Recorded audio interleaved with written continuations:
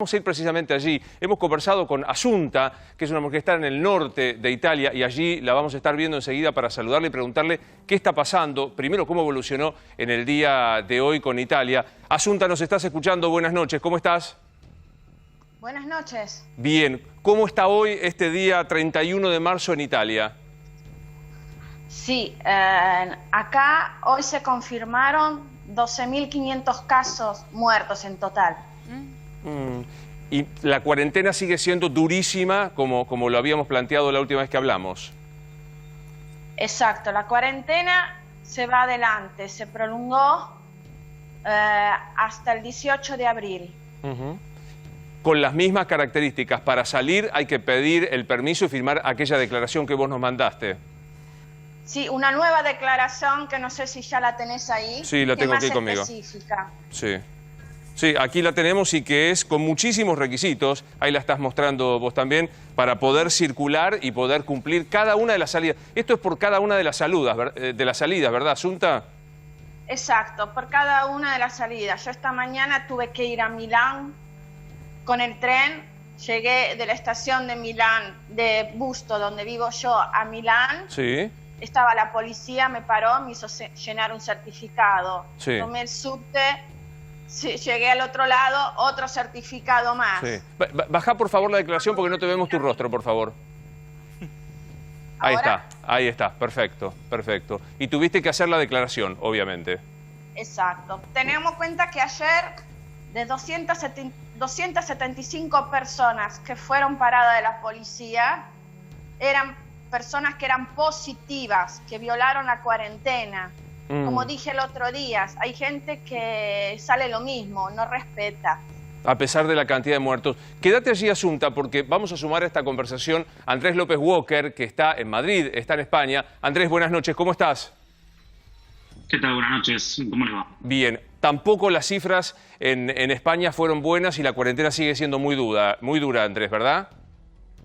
Sí, la verdad que sí, ya estamos superando los 90.000 infectados, muchísimas muertes, la cuarentena es dura, debería ser más dura, y aquí ya estamos hace casi 3 semanas en cuarentena. Totalmente. Esto que estás viendo, Fernando, este cuadro que estás viendo, tanto en Italia como en Asunta, en España con Andrés, es un poco lo que vos planteabas, una situación difícil en la que me parece que todavía en estos dos países no se está analizando salir de la cuarentena, ¿verdad?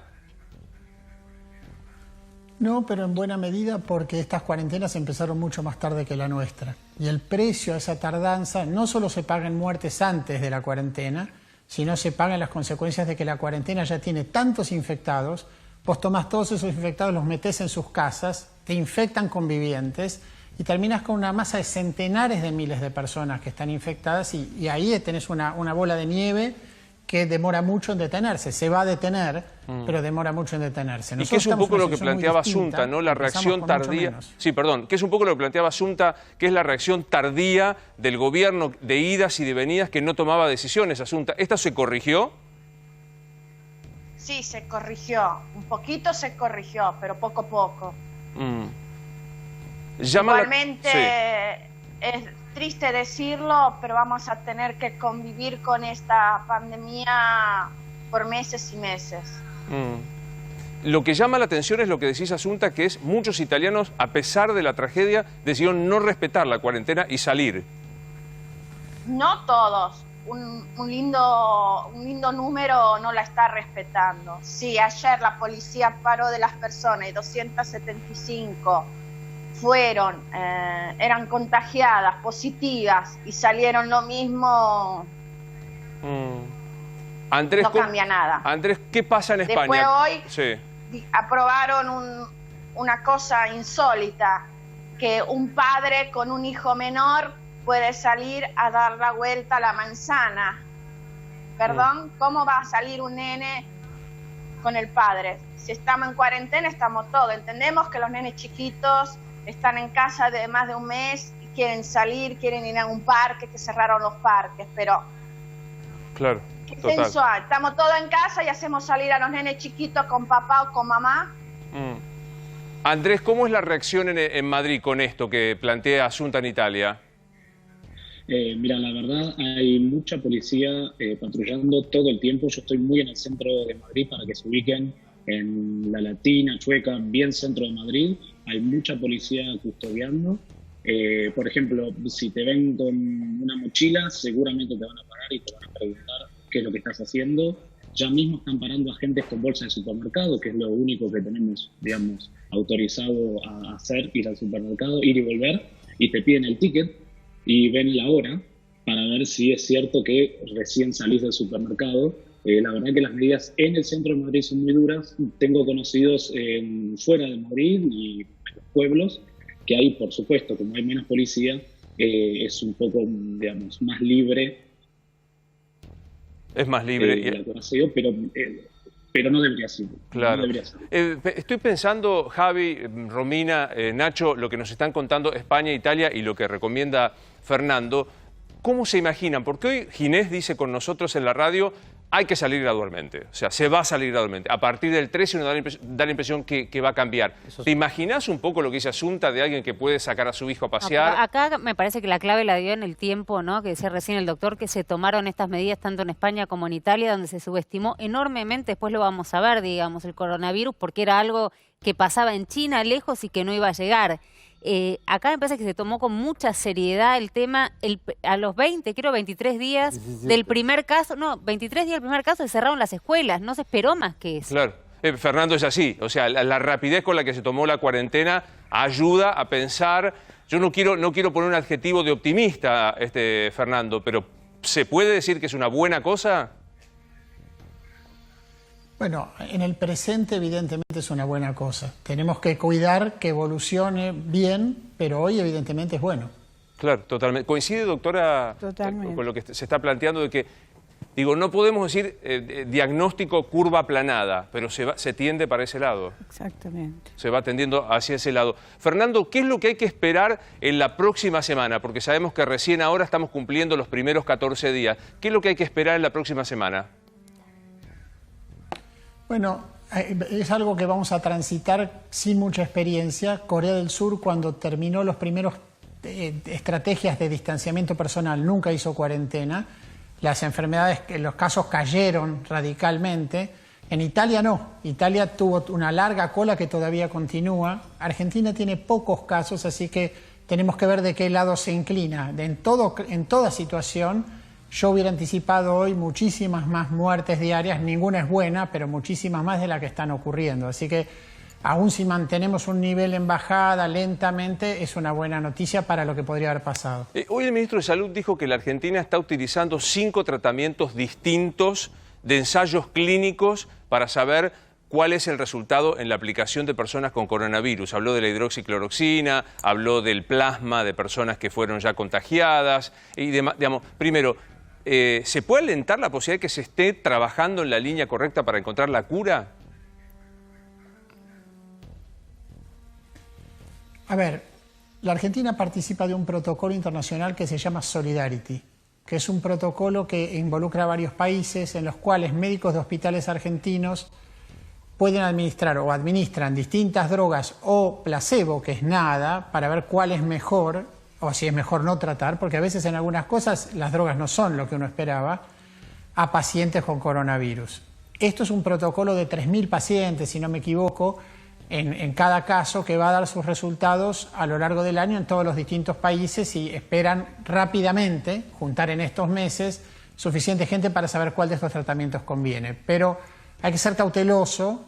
Este es un estudio que tiene un pequeño detalle, que es que el médico sabe la droga que le da al paciente, aunque se la indican, y al saber la droga que se le da al paciente, el médico tiene emoción puesta en la droga y cuando hace un juicio de valor sobre si le va bien o le va mal al paciente, lo mejor es que los médicos no sepan qué están dando, ¿no? Ahora, cosa que para eso se hacen los ensayos clínicos formales siempre. Claro. Pero retomo algo, Fernando, que estás diciendo. Estos ensayos clínicos que se hacen a un grupo de pacientes con la droga y a otros con placebo, es decir, con nada, para saber qué pasa, pueden tardar un año para determinar la efectividad de los mismos. No.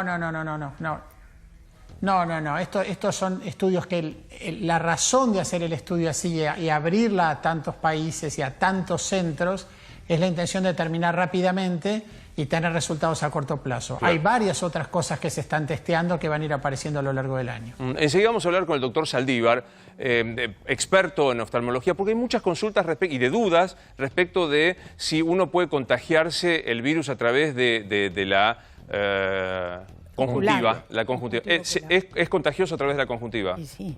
Sí, la respuesta es sí. Sí, Javi. Sí, le quería preguntar al doctor, a Fernando, si a él le preocupa el descontrol de casos de la pandemia en Brasil, donde están teniendo curvas por encima de las que tuvo Italia en el comienzo de esta pandemia, teniendo en cuenta la cercanía de Brasil con la Argentina y la relación de los pueblos y comercial que hay entre los dos países.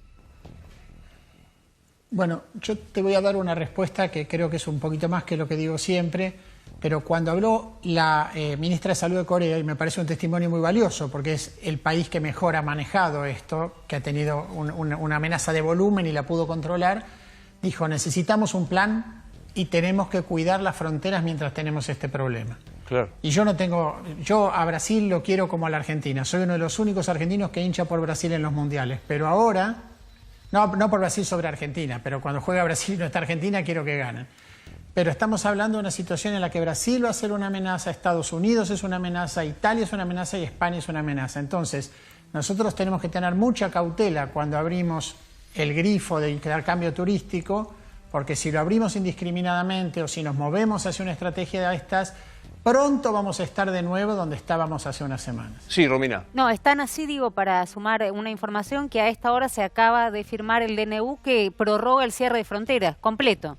De todos los países. O sea, la Argentina está blindada, está cerrada. Se volvió a blindar y tiene lógica. ¿Por qué? Porque si prorrogás la cuarentena con un decreto, que es lo que hicieron, el aislamiento, también no vas a prorrogar la cuarentena y permitir que la gente vuelva.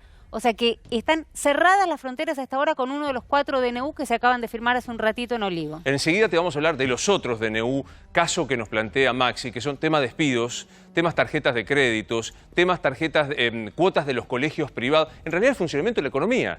Porque supuestamente mañana deberían empezar los créditos para las pequeñas y medianas empresas para que puedan pagar sueldos. Hay una gran movida por este tema y también quiero que hablemos, Nacho, de la polémica que generó mucha discusión de se rebaja el sueldo de la clase dirigente. Sí, exactamente, Luis, estalló Cambiemos, el bloque de Juntos por el Cambio se está dividiendo, todavía no va a redundar en una disputa política para afuera, pero por ejemplo, te cuento un par de cosas. Se fueron todos los diputados de Carrió del chat de Juntos por el Cambio. Se fueron todos los diputados de Carrió del chat de Juntos por el Cambio. Sí que no la tenía, que hubo una fuga, o sea, una medida política de chat cuando, digamos, Fernando Sánchez ha salido bueno, no es diputado, pero ha salido del grupo, es un gesto político. Tienen 12 años. Te parecerá una nimiedad, Luis, yo te lo cuento, vos lo analizás.